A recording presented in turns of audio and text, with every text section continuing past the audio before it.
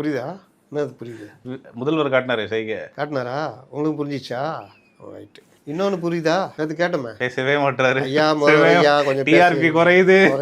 2 content கொடுத்துட்டாரு. அதில் ஒன்று வந்து 110, 2வது மரிய வில்சன் தான் மறுபடியும் ஆரம்பிச்சாரு. ஆனால் இது என்னன்னா நேற்றே இது ஓடிச்சு அந்த பாலம் கட்டுற மேட்ரு. ஏதோ அப்படி இப்படி பண்ணிட்டோம் இது பண்ணிட்டோன்றப்போ பாலம் கட்டிட்டோம் அது இது. இன்னைக்கு மரிய வில்சன் மறுபடியும் ஆரம்பிச்சிட்டாரு. அந்த பாலம் எப்படி அடிச்சுட்டு போச்சு என்ன அதை ரொம்ப என்ன சிம்பிளிஃபை பண்ணுறாங்க அந்த பாலம் பார்த்தீங்கன்னா 54,000 கனஅடி தான் அது கெப்பாசிட்டி. 3 லட்சம் கனஅடி வந்தால் எப்படி தாங்கும்? இப்படி அவ்வளோ ஒரு சிம்பிளிஃபை பண்ணி பேசுனப்போ கல்லணை கூட கட்டினாங்க 1000 வருஷமா இருக்குது அப்படின்னா எத்தனை பாலம் இருக்குது. இது இன்னமும் இந்த கதைலாம் சொல்லிக்கிட்டு வாழ்க்கையில எதிர்பாராததுன்னு கடைசியில் தான் முதல்வர் எல்லா ஃபைலும் இருக்குது ஆதாரம் கேட்குறாங்க. இல்லை அவரே சொல்லிட்டாரு அந்த இதில் இருக்குது எல்லாம் வரும். வெள்ளை அறிக்கையிலையும் இந்த பாலம் கதை எல்லா கதையும் இருக்குது வரும்னு. இவங்க இந்த பாம்பு கீரிக்கு சண்டை விடுற மாதிரி பண்ணாங்கன்னா நம்ம ஒன்றும் சொல்கிறதுக்கு இல்லை.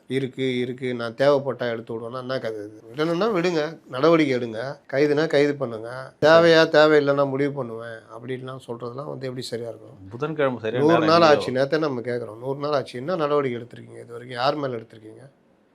எந்த அதிகாரி மேலே எடுத்திருக்கீங்க? டெண்டர் தவறு, டெண்டர் ரீடெண்டரு.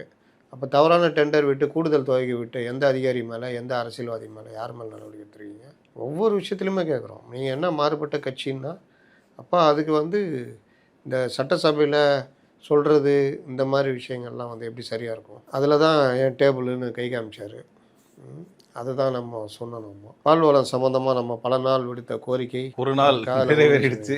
ஆனால் இதெல்லாம் பத்தாது. அன்புமணி அவர்கள் கூட 7 ரூபாயாவது குறைஞ்சது ஏற்றணும் அப்படின்னு சொல்லியிருந்தாரு. 10 ரூபா வரைக்கும் ஏற்றினாதான் நீங்கள் தனியாரை விட்டு உங்கள்கிட்ட வந்து பால் ஊற்றுவாங்க. இது எல்லாம் நீங்கள் ஏற்றுறீங்க நல்ல விஷயம், கறவை மாடு கொடுக்குறீங்க நல்ல விஷயம். இது ஒரு பார்ட்டு. இன்னொரு பார்ட்டு அதிகாரிகள் மேலே நடவடிக்கை எடுக்கணும். இது கொள்முதல் இன்னும் கொஞ்சம் உயர்த்தணும். ஆவினை சீர்தூக்கி பண்ணுற வேலையை பண்ணணும். அது பால்வளத்துறை மானிய கோரிக்கையில் என்ன சொல்கிறாங்கன்னு தெரில. இதில் இன்னும் பல விஷயங்கள் இவர்கள் மானிய கோரிக்கைகள்லாம் படித்ததாக எண்ணி உறுப்பினர்களுக்கு அனுப்பிச்சி வச்சுருக்கேன். படித்ததாக எண்ணினேன். அது எல்லா காப்பியும் வாங்கி படிச்சுட்டு இவங்க என்னென்ன சொல்கிறாங்கன்றதையும் பார்க்கணும் பல துறைகளில். அப்போ இந்த மாதிரி விவகாரங்கள்லாம் பொதுமக்களுக்கு போகல. ஏன்னா அதில் 600 பக்கம் 500 பக்கம் இருக்கும். அதில் என்னென்ன சொல்லியிருக்காங்க கடைசி நாள் ஒரு சமம் பண்ணுவாங்க. அப்போ தான் கொஞ்சம் ஓரளவுக்கு தெரியும். புரியும். அது என்னன்னு தெரியல. ஒவ்வொரு துறையை முடிஞ்சு சமம் பண்ணும்போது அது தெரியும்.